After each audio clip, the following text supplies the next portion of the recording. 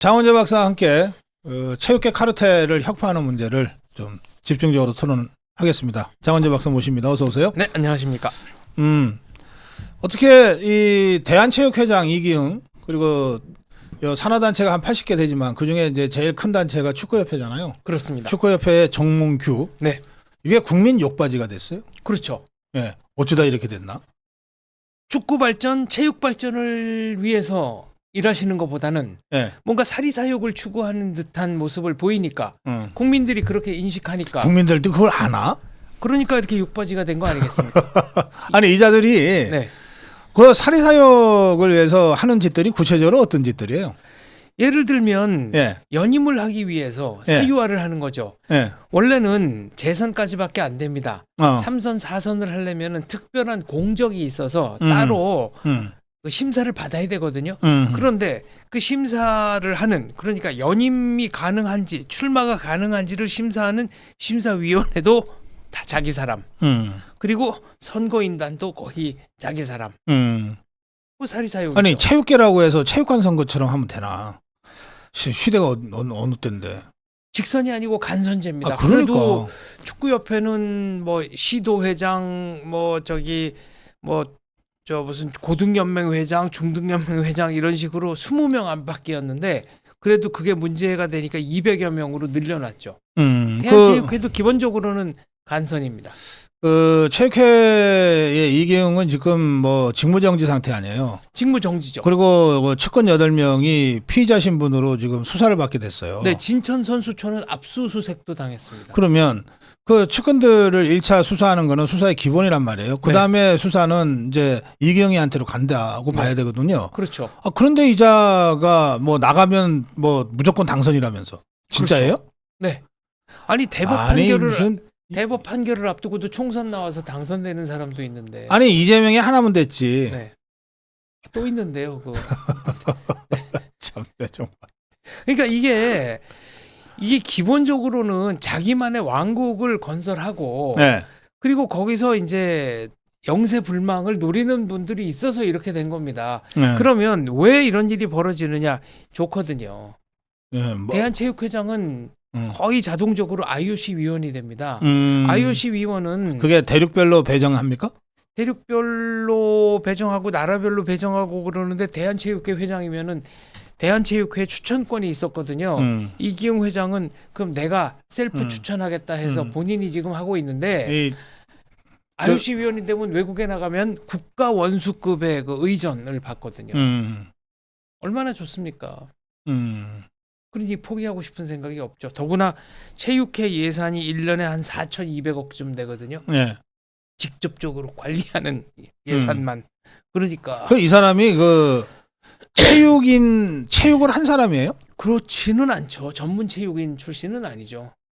그런데 전문 체육인 출신이 아니더라도 예컨대 88 올림픽 유치에 크게 기여하신 정주영 회장님.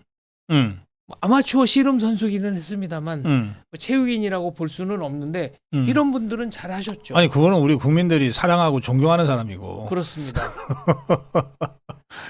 비교할 때 비교하셔야지. 그러니까 오히려 체육회장이 자기 돈을 많이 써야 된다 이럴 때는 할 수 있는 분도 몇 분 안 계셨고 거의 추대를 하다시피 해서 제발 회장님 아니면은 회장할 분이 없습니다라고 이제 읍소를 해가지고 겨우겨우 모셨는데 지금은 이게 이권단체화하니까 뭐 여러분들이 지금 백가쟁명식으로 이 자리를 노리고 한 번 이 자리를 맡게 되면은 이제 어떻게든지 안 내려오려고 하고 그런 풍조가 생겼습니다.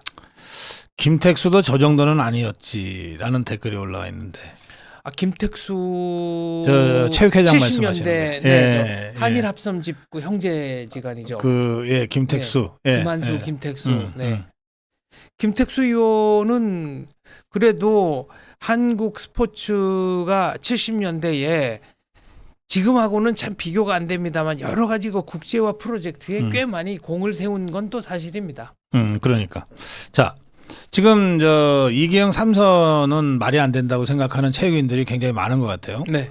그래서 여러 사람들이 체육회장 도전을 하겠다고 선언도 하고 또 뭐 그중에는 단식 투쟁하고 있는 사람도 있고 그런데 어떻게 전망하세요? 그 사람들 다 모아서 반 이기흥 연대를 후보 단일화를 해도 안 된다. 어렵다. 어렵다. 네. 어렵다. 그러면 결국 무슨 얘기가 되는가 하면 체육계 자체적으로 자정하고 개혁하는 건 기대하기 어렵다는 얘기 아니에요. 그렇죠. 그러면 외부에서 개혁의 칼을 들어야지. 자, 대한체육회 예산 중에 몇 %가 정부 보조금이라고 생각하십니까? 아니 저한테 질문하지 마시고요. 진행은 제가 합니다. 95%입니다. 다시 질문. 네. 체육회 예산 중에 몇 %가 국가 지원입니까? 95%. 그거 이렇게 해야지. 네. 아니 그러면 95%를 내려보내는데 어허. 감독도 제대로 하는 게 이게 국민 세금이 제대로 쓰이느냐를 감시하는 게 상급 기관인 문체부의 의무 아니겠습니까? 그렇죠. 근데 지금 대한체육회는 체육이라는 거는 고도의 전문성을 지닌 분야니까 돈만 줘. 쓰는 건 우리가 알아서 쓸게. 근데 지금 알아서 제대로 못 쓴 것 같은 정황들이 너무 많이 나오고 있습니다. 어허. 근데 왜 문체부는 여기에 대해서 좀 더 강력한 드라이브를 못 거는 걸까요? 그 전원일기 찍고 있나? 뭐 그건 알 수 없습니다만 네. 지금 뭐 저는 체육까지 정치 논리로 끌어들일 생각은 없습니다만 그러나 적어도 이 모든 분야가 반대한민국 쪽으로 흘러가는 거는 막아야 되겠다라는 생각이 들거든요. 그러니까 뭐 우익 분들을 만나면 뭐 영화요, 드라마요, 소설이요 이런 거 다 이제 저쪽으로 넘어갔다고 한탄하시는데 지금 이대로 두면 스포츠도 친대한민국적이지 않은 세력이 장악할 가능성이 있다.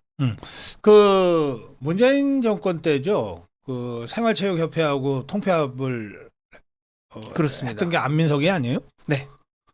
그러니까 그러면서 체육회의 좌파 커넥션이 쫙 뿌리를 내렸다고 제가 듣고 있거든요. 저는 그게 당시 한나라당인가요? 한나라당 책임도 좀 예, 있다고 생각하는데 예, 자유한국당. 예. 자유한국당 네. 안민석 의원이 서울대 체육교육과 출신입니다.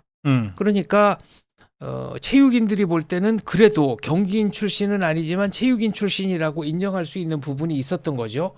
그리고 핸드볼 선수 국가대표 올림픽 메달리스트인 이모경 의원도 야당에서 이제 공천을 줘가지고 지금 재선 의원쯤 됐죠.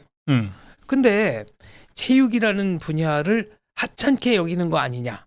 자유한국당이 그런 마음이 체육인들 마음속에 들어간 겁니다. 왜? 아하. 저쪽은 한 명 내지 두 명의 체육 전담 인력, 전문 인력을 의원으로 아니 뽑았는데 이번에는 한동훈이가 진종호한테 뭐 줬잖아 비례. 아 물론 이혜리사 의원도 있었긴 하네요. 이혜리사 의원도 네. 있네. 네. 뭐 그렇기는 하지만 어쨌거나 체육 정책에 관한 안민석 의원이 거의 동무대였다. 그래서 그 카르텔이 형성이 된 거고 그 기간이 쌓이면서 이제 점점 더 실지 회복은 어렵게 된 겁니다. 아, 그렇죠. 이번에 이거 제대로 손대지 않으면 앞으로도 이 그 체육계 카르텔, 네, 뭐 이게 좌파랑도 좀 유착되어 있는 카르텔입니다. 이제는 네, 이게 뭐 앞으로도 몇십 년을 더 갈지 모르는 거 아니에요. 그렇죠. 근데 이제 문제는 이념적으로 뚜렷한 성향이 없는 분들도 생계 문제가 걸리게 되면 생계를 해결해 주는 쪽으로 줄을 설 수밖에 없거든요. 손을 들어줄 수밖에 없거든요. 그래서 이 자체를 지금 하나의 거대한 생태계로 만들려고 하는 것이 최종 목표가 아닌가. 알겠어요. 그런 생각을 합니다. 지금 체육회장 출마 후보 중에 유승민이라는 이름이 있어요. 네, 탁구 선수. 그러니까 여기서 배신하고 나서 쭉 백수하던 자가 이제 대통령 체육 대통령 놀이냐 이렇게 네. 대고려를 하는데 그저 배신자 유승민이랑 좀 헷갈리신 것 같아. 그렇죠.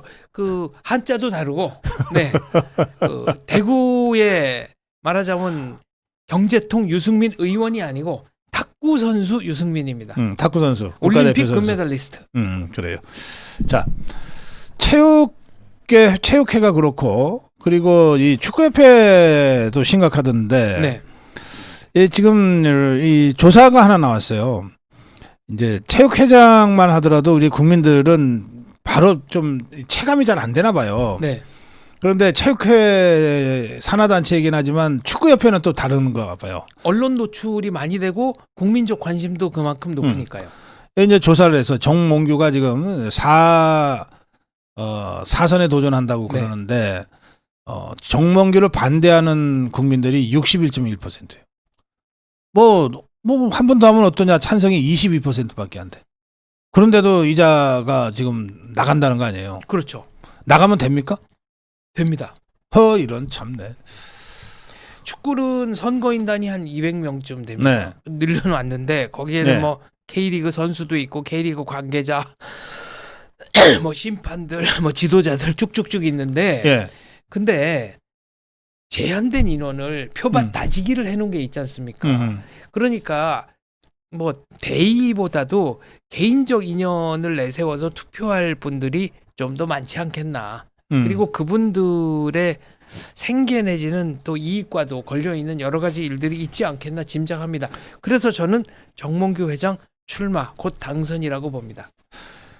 그 이번에 그 정몽규가 이런 얘기를 했어요. 아니 뭐 우리가 매해 뭐 1,500억 이상 이거 현대 가의 일종의 가업인 것처럼 얘기를 하던데 그거 1,500억을 현금으로 내놓는 겁니까? 아니죠. 일단 대한축구협회 예산이 금년에 1,876억인데 축구협회. 예. 네. 이 중에 이제 자체 수익이 635억입니다. 이거는 뭐 대표팀 경기 수익이라든가 중계료 뭐 그다음에 후원용품 이런 거고요. 그다음에 정부 보조금이 한 30%쯤 됩니다. 그리고 정몽준 회장 때는 개인 출연금이 많이 있었어요. 예를 들면 지금 신문로에 있는 축구회관 질때 60억 정도가 비었거든요. 그걸 개인 재산으로 그냥 메꿨습니다. 근데 정몽규 회장은 뭐를 냈지? 클린즈만 감독 위약금, 벤투 감독 연봉 한 40억 그 본인이 낸 거는 확인이 되고 그다음에 이제 월드컵 갔다 와가지고 월드컵 갔다 오면 출전비를 주거든요. 근데 처음에 공약을 뭐라고 했냐면은 출전비의 50%를 우리가 선수들에게 주겠다고 그랬습니다. 동기부여가 됐을 거 아닙니까? 근데 이렇게 저렇게 필요 경비를 제하고 나니까 돈이 모자라서 그때 20억 정도를 정몽규 회장이 회사 돈인지 사진인지 그러면 아무튼 알았어요. 네. 그러면 정몽규가 뭐 이리저리 해서 돈을 냈다 치고 네. 그래봤자 100억도 안 되네. 저는 뭐 그 그렇게 1,500억 얘기는 왜 나오는 거예요? 그건 본인한테 물어보셔야 될 것 같은데요. 대한축구협회 예산이 1,876억인데 누적해서 1,500억을 썼다는 건가? 정몽준 제가 회장 이해가 안 때부터? 돼서 물어보니까 HDC이죠 지금 네. 이 현대산업개발 네. 이 운영하고 있는 축구팀이 1년에 예산이 뭐 몇백억씩 된대요. 그거 합치면 1,500쯤 된대. 아, 그러니까 지금 뭐 전북 현대도 있고. 전북 현대 한 500억, 울산 부산- 현대, 울산 현대, 부산 아이파크. 예, 뭐 3부 리그에 있는. 네. 그다음에 이제 인천 현대제철 여자 축구팀, 그거- 울산 대학, 울산 여대. 그거 합치면은 뭐 저 예산이 그 정도 들어갈 거예요. 그렇게 되겠네요. 왜냐면은 전북과 울산만 합쳐도 한 950억 되니까. 네. 그러니까 축구를 위해서 1,500억 쓰고 있다 뭐 이렇게 지금 큰 소리 치는 것 같아요. 근데 울산 현대는 정몽준 회장의 회사고 아니 그러니까 현대그룹이 범현대가 범현대가 그러니까 우리는 이게 현대의 가업이다 이거지 축구는. 아니 그렇게 따지면 그냥 소문 이건 소문인데 소문이라는 전제를 깔고 말씀드릴게요. 예. 정몽준 회장이 정몽규 회장을 만나서 이제 그만하는 게 좋겠다라는 뜻을 넌지시 밝혔는데 본인이 참고하겠습니다라고 하고 출마를 강행했다는 거 아닙니까? 그 범현대 가면은 범현대가 자기 사촌형 말을 들어야지. 편할 때는 범현대가 뭐 알겠어요. 네, 예. 이건 말이 안 됩니다. 대한축구협회장을 하면은 AFC 아시아축구협회 네. 그 또 발언권이 생기고. 네. 그럼 주로 중동 쪽에 가면은 왕족들이 한다면서요? 왕족들이 하죠. 그러면 그게 결국은 이 왕족들이 석유 갖고 있고 투자 책임자들이고 하니까 결국은 이 사람 자기 개인 비즈니스에 이런 거 이용하겠네요. 엄청난 도움이 될 겁니다. 실제로 현대 아이파크가 국내에서는 뭐 아파트도 무너지고 고전을 면치 못하고 있지만 네. 해외에서는 공사 수주액이 꽤 많다고 들었거든요. 네. 중동의 그 대표팀 경기뿐 아니라 클럽컵 경기를 가도 대한축구협회 회장이면은 얼마든지 참석 자격이 있지 않습니까? 그러면은 VIP석 옆에 그 나라 축구협회 회장이 앉는 건데 그게 다 왕족이잖아요. 그러면은 그냥 피차 간에 서로 소개하고 나는 누구다 뭐 이런 거 없이 즉석에서 그냥 비즈니스 얘기 바로 할 수 있는 겁니다. 그 비용 생각하면은 그 자리는 어마어마한 효용 가치가 있는 자리죠. 하여튼 그래서 이 이기흥이나 이 정몽규가 이 체육회장이나 축구협회장을 하고 있으면 워낙 얻는 게 많으니까 가외로 이건 이제 돈으로 계산이 잘 안 되는 많으니까 이자들이 삼선한다 사선한다 그러고 있는 것 같고 거기에 더해서 이미 이게 커넥션 구조잖아요. 그렇죠. 그러니까 이기흥 패거리, 네. 정몽규 패거리가 이 대한체육회 또 축구협회에 쫙 포진돼 있잖아요. 그렇습니다. 그러니까 이자들도 이기영이가 물러가면 함께 물러가야 될 사람들이 아마 수십 명일 거고 최소한. 그렇죠. 정몽규가 물러나면 같이 물러가야 될 사람들이 또 한 수십 명은 될 테니까 최소한. 이자들이 집단적인 그 카르텔을 형성해서 지금 이렇게 밀어붙이고 있다. 뭐 이런 분석이 있더라고요. 그렇죠. 그러니까 초가삼간 태우더라도 빈대 잡는 맛이라고. 네.